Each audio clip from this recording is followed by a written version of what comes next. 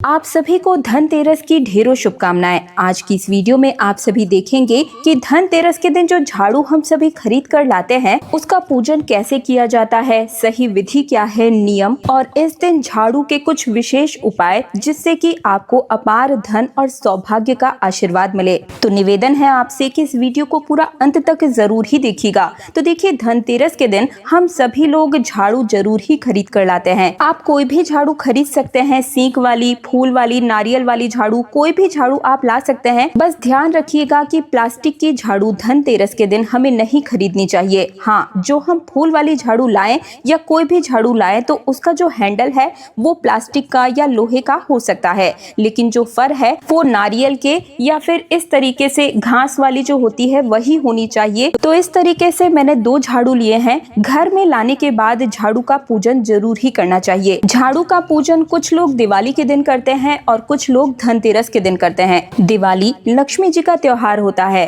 और झाड़ू लक्ष्मी जी का स्वरूप होती है और इसीलिए झाड़ू का पूजन किया जाता है। पूजा करने के लिए सबसे पहले आप एक जगह को सुनिश्चित कर लीजिए और उस जगह को साफ करके वहीं पर झाड़ू को रख लीजिएगा। पहले झाड़ू पर हम जल के छींटे लगाकर इसका शुद्धिकरण करेंगे और इसके बाद हम रक्षा सूत्र झाड़ू के ऊपर बांध देंगे। देखिए, मार्केट से जब हम कोई चीज लेकर आते हैं तो हमें नहीं पता होता है कि वो किस तरीके से रखी होती है, किसका पैर लगा होता है। इसी वजह से हमें किसी भी चीज को शुद्ध कर लेना चाहिए। तो देखिए, झाड़ू का पूजन करने के लिए आसन लगाने की जरूरत नहीं होती है। आप जमीन पर इसी तरीके से साफ जगह करके पोछा वगैरह लगाकर वहीं पर झाड़ू को रख दीजिएगा और फिर झाड़ू का पूजन कर सकते हैं। तो इस प्रकार से मैंने दोनों ही झाड़ू में मौली धागा बांध दिया है, रक्षा सूत्र बांध दिया है और अब हम इनका तिलक करेंगे। देखिए, झाड़ू को लक्ष्मी जी का स्वरूप मानते हैं, इसलिए सबसे पहले हम रोली से तिलक करेंगे और इसके बाद में हल्दी से भी तिलक करेंगे, क्योंकि लक्ष्मी जी के पूजन में हल्दी को बहुत ही शुभ माना जाता है। और अब हम अक्षत समर्पित करेंगे। इसके बाद अगर आपके पास में फूल है तो आप फूल समर्पित कर दीजिए, फूल नहीं है तो भी कोई बात नहीं, बगैर फूल के भी आप इस पूजा को कर सकते हैं। अब हम दीपक प्रज्वलित करके यहाँ पर रख देंगे। इसके बाद में दिवाली के पूजा में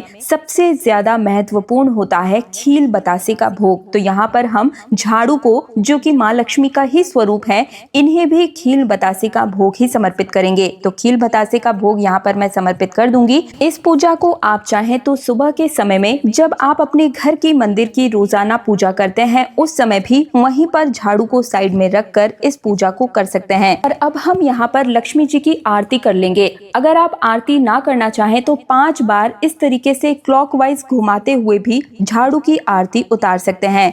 आरती हमें जरूर ही उतारनी है। फिर हम हाथ जोड़कर माँ लक्ष्मी से अपने घर में आगमन के लिए, स्थायी निवास करने के लिए प्रार्थना करेंगे और इसके बाद में सीधे हाथ में थोड़ा सा जल लेकर हम झाड़ू के ऊपर से वार देंगे। इस तरीके से जो हमारी पूजा है वो पूर्ण हो जाती है। तो ये जो पूजा विधि है वो बहुत ही सरल है। और अब जानेंगे झाड़ू पूजन के समय हमें कौन सा मंत्र बोलना चाहिए और झाड़ू से जुड़ा हुआ धनतेरस के दिन जो लाखों लोग उपाय करते हैं वो उपाय भी आगे वीडियो में मैं आप सभी को बताऊंगी। लेकिन सबसे पहले कुछ जरूरी जानकारी जान लीजिए। देखिए, ध्यान रखिएगा कि जब भी आप झाड़ू का पूजन करें तो सूर्यास्त से पहले ही झाड़ू का पूजन हमें पूर्ण कर लेना चाहिए, क्योंकि सूर्यास्त के बाद झाड़ू को उठाया नहीं जाता है। ध्यान रहे कि झाड़ू को कभी किसी का पैर ना छुए, ना ही इसके ऊपर हमें भूल से भी पैर रखना चाहिए। इस झाड़ू को आप दीपावली पूजा के बाद में ही अपने घर में प्रयोग में लाएं, इस बात का भी खास रूप से ध्यान रखिएगा। सुबह में सूर्योदय से पहले या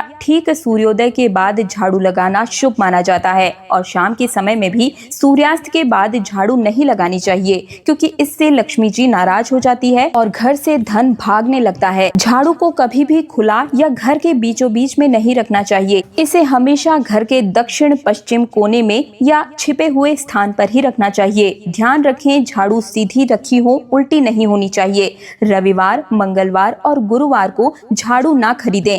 इन 3 दिनों में झाड़ू खरीदना या बदलना अशुभ माना जाता है। झाड़ू खरीदने के लिए सबसे शुभ दिन शुक्रवार और धनतेरस ही है। जब झाड़ू बहुत ही घिस जाए या टूटी हो जाए तभी उसे बदलें। पुरानी झाड़ू को घर के बाहर कचरे में नहीं बल्कि किसी सूखे पेड़ के नीचे रख दें। दोस्तों, हमें झाड़ू को किसी उधार में भी नहीं देना चाहिए, इससे धन में हानि होती है। अगर गलती से झाड़ू को पैर लग जाए तो उसे हाथ लगाकर माथे से लगाएं और माँ लक्ष्मी से क्षमा मांगें। और अब जान लेते हैं धनतेरस के दिन झाड़ू का किए जाने वाला महा रहा उपाय। तो देखिए, धनतेरस की शाम के समय में 2 पीली कौड़ियाँ इस तरीके से लाल रंग के कपड़े में बांध करके आपको झाड़ू को बांध देनी है। मंत्र बोलना है, ओम श्रीम ह्रीम क्लीम श्रीम लक्ष्मये नमः। एक बार फिर से मंत्र बोलती हूँ, ओम श्रीम ह्रीम क्लीम श्रीम लक्ष्मये नमः।